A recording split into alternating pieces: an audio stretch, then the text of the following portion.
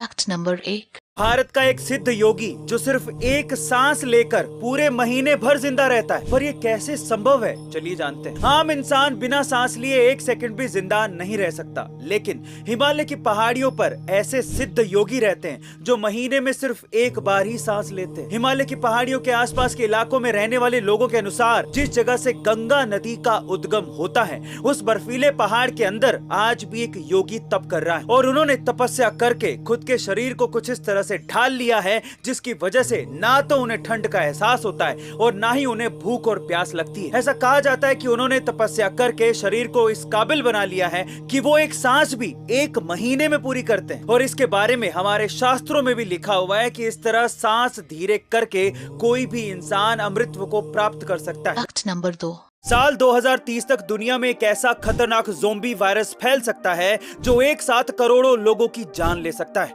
और जो पिछले 50,000 सालों से बर्फ के नीचे दबा हुआ था। और इस वायरस को फिर से जिंदा करने में सबसे बड़ा हाथ हम इंसानों का है। गाइस, ये मैं नहीं बल्कि सालों से इस वायरस पर रिसर्च कर रहे रशियन वैज्ञानिक और वायरोलॉजिस्ट मिशेल कैलेवरी का कहना है कोरोना से भी खतरनाक ये ज़ोंबी वायरस सबसे पहले रशिया की एक बर्फीली झील में पाया गया था। उस समय ये वायरस पिछले 50,000 सालों से जमीन के अंदर दबा हुआ था, लेकिन अब बढ़ती ग्लोबल वार्मिंग की वजह से रशिया और साइबेरिया के आसपास वाली बर्फीली चट्टानें पिघल रही है, जिसकी वजह से वायरस जिंदा हो रहा है। वैज्ञानिकों के अनुसार अगर एक बार ये वायरस पूरी तरह से जिंदा होकर दुनिया में फैलने लगा तो ये इंसानों के लिए सबसे बड़ा खतरा साबित हो सकता है और इस महामारी से करोड़ों लोगों की जानें जा सकती हैं। हम इंसानों की बढ़ती लालच की वजह से हो रही ग्लोबल वार्मिंग और क्लाइमेट चेंज की वजह से एक और महामारी दुनिया के सामने दस्तक दे सकती है। हम इंसानों को संभलना होगा, नहीं तो इसका खामियाजा बहुत ही बड़ा भुगतना पड़ेगा।